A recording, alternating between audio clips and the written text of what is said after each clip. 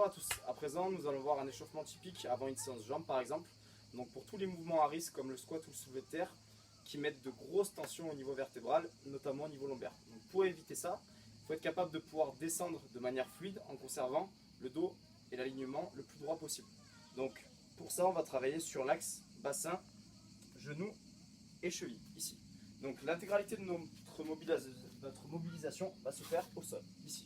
On va venir se placer comme ceci, chercher à, pour commencer, travailler sur la flexion de cheville ici. Donc le but va être d'aller chercher avec le genou le plus loin possible devant sans décoller le talon ici. Donc, ce qui va avoir pour but de vous faciliter la descente sur un mouvement de squat par exemple. Donc pareil, on vient effectuer une dizaine de mobilisations et on essaye d'aller chercher à chaque fois un petit peu plus loin devant. Une fois que ça c'est fait, on passe maintenant au travail de hanche. Donc là le but va être d'aller chercher une ouverture de hanche la plus grande possible ici, de manière à bien gagner en mobilité sur cette partie-là pour pouvoir descendre avec le dos le plus droit possible. Donc une fois que vous avez la tension, on va essayer d'aller chercher à pousser le plus possible le genou sur le côté tout en gardant le pied bien droit et bien incrusté dans le sol.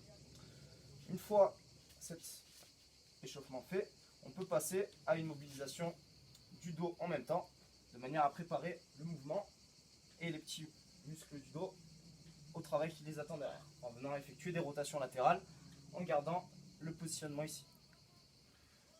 Une fois qu'on a fait ça, on va aussi pouvoir travailler sur la chaîne arrière, notamment les fessiers et l'arrière de cuisse, en venant ici en mobilisation, donc en venant se reculer ici, ce qui va avoir pour but d'étirer ici l'arrière de cuisse, de manière à se rapprocher pour préparer ce muscle-là à l'étirement qui l'attend, notamment sur la phase négative. Hop, donc on vient ici chercher, toujours pareil, le plus de longueur derrière et venir devant le plus possible en ouvrant la hanche sur le côté. Donc tous ces échauffements, donc pareil, une fois d'une jambe, une fois de l'autre, vont permettre un mouvement plus fluide au squat notamment et de pouvoir rester le dos plus droit en ouvrant les hanches plus largement sur le côté de manière à éviter les blessures avec de la charge sur le dos.